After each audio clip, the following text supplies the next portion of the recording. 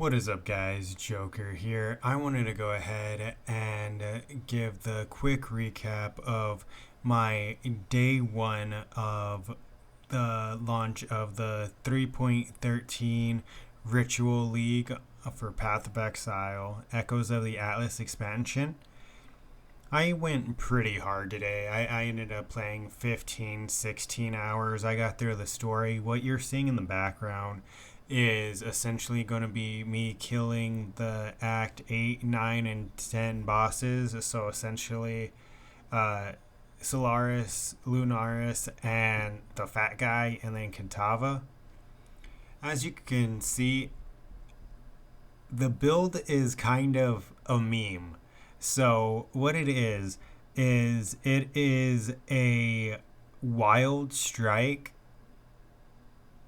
raider that it has Trinity support as the main thing that I'm trying to get to work. So that's why I have Herald of Ice on as well as Herald of Ash, is to go ahead and make that Trinity support super easy to keep 100% of the time uptime on. As you can see, he does pretty well against bosses. Um, Honestly, it's been kind of easy. In the clips you're seeing in the background of Lunaris and then the Act 9 boss, that's actually on a 4 and a 5 link. I think I killed Katava on a 5 link as well. And now you're going to have to go ahead and take away one of those links because it's Ancestral Call. So that doesn't really count as a link. So the damage you saw at Lunaris was essentially a 3 link. The fat guy, I'm pretty sure, is a 4 link.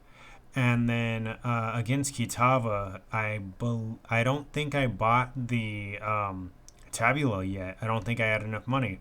So I'm pretty sure against Kitava it was a 4 link as well. So 4 technically 5 link because of Ancestral Call. So, I mean, look at that however you want. I don't count Ancestral Call as really a link because, if anything, it takes away a lot of my damage. It takes away, what, like 15% of the damage. As you can see, uh, the main thing I designed the build for is essentially just standing there and smacking. The damage isn't the greatest, but give it a couple of seconds to ramp up and it gets better. And the main thing I wanted to do is really not die. So that's why there's the life steal from having the claws. It has essentially Wind Dancer. It has Phase Acro. I added blood and flesh and stone. So now it blinds enemies. So on top of that, he has I have permanent phasing and permanent onslaught from the Raider ascendancies. So it's really hard for me to get hit most of the time. I'm trying to get all of the labs done. So I just need to find all the trials. I just hit maps about an hour ago, and that's where I called it for the day. I ended at, I believe, like level 74 or something like that, about level 74. And I wanted to go ahead and make this recap to show the meminess of it, where it's actually not that bad. Going into this, I said I was going to make a Ellie hit Trinity supported Raider. Ellie hit is kind of super hard for me to try to scale on the Raider, so that's why I just went with Wild Strike, where it's a little bit easier. I can just scale directly from the melee weapons.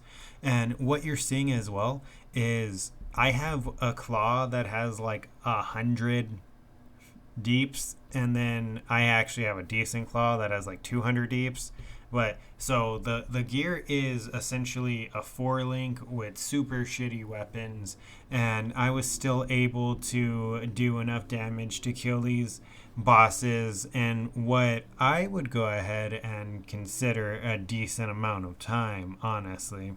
As well as the survivability you're seeing, where I can kind of just stand in the face of most bosses, and the only things that are going to really screw me over are stuff like degen, right? So the ground effects, mainly chaos damage, but Obviously, day one, I don't have any kind of resistance to chaos. So I do have max res though. I found some pretty decent gloves from Ritual that gave me like 46 fire res, 49 cold res. So like I found really decent gloves that are giving me about 100 res, as well as they have the perk of doing 40% increased damage against chilled enemies. So they kind of all around worked.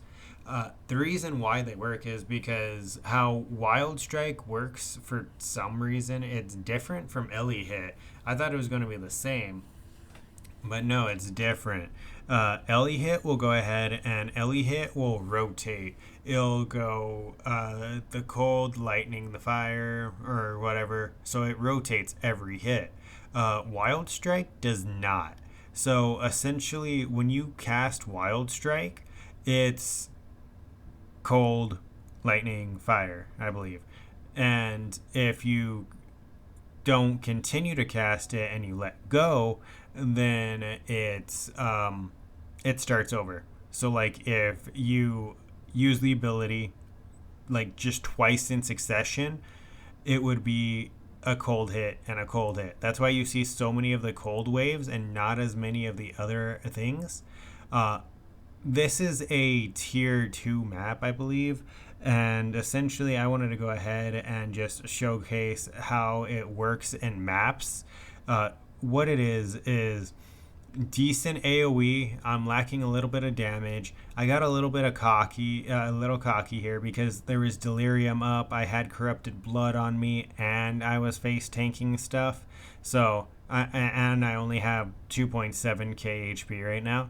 So, I got a little too cocky and I die here in a second because of it, because I think I try to tank those balls as well as the corrupted blood and damage. So I get hit by just way too much stuff for me to survive. Honestly, unless there's that overwhelming amount of stuff, I can survive most stuff with the amount of life still I have, as well as Wind Dancer and Immortal Call essentially being layers of defense on top of the fact of like my 45% chance to dodge and my 50% chance to evade, as well as enemies being blinded by the blood and sand. So like I did make sure that I have a decent amount of those defensive layers going in. And now I just kind of have to work on the damage.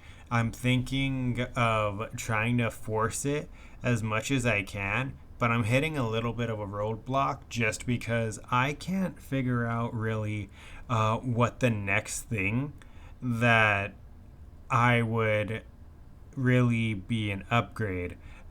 With my POB and everything that I'm trying to figure out, I can't really think of a good way to scale it, because the thing with Wild Hit is people usually use combat focuses to choose one style. Because I'm benefiting from the Trinity support, I'm not using any kind of combat. Oh, then there's my death. I'm not using any kind of combat focus, obviously, because I want all three elements to be used so I get the full benefits of the Trinity support. Now, that has kind of plus and negatives, mainly just because some hits just do more. Like the fire hit really doesn't seem to do much, so the damage does vary drastically on the fire, lightning, and cold hits. And for some reason, the lightning hits don't seem to shock for me. So I'm thinking about trying to get a cold conduction cluster jewel and put it on the tree. That way I can go ahead and benefit from shock. But you'll see the ignites, you'll see the chills and the freezes, but you won't really see the shock happening. So it kind of threw me off. I was wondering if it was just like not allowing me to shock or what. Another thing I wanted to go ahead and mention is Herald of Ice and Herald of Fire. They are mainly there for a little bit of damage, but their main reason that they are there is to keep damage for Trinity, right? Essentially, every other hit, I get the full proc of Trinity because it's going to hit with fire damage and it's going to hit with with cold damage pretty much consecutively. So those two bars, as you can see, are always going to fill up first, and that's regardless of the hit. For some reason, they just always fill up first. Hey guys, as this video is winding up here, I just wanted to go ahead and jump in because I wasn't watching the time, so I had to cut the track and record something else. So this is my Wild Strike Raider for the start of the 3.13 Ritual League Echoes of the Atlas expansion. If you liked the video, don't forget to like and subscribe, and I'll see you guys tomorrow.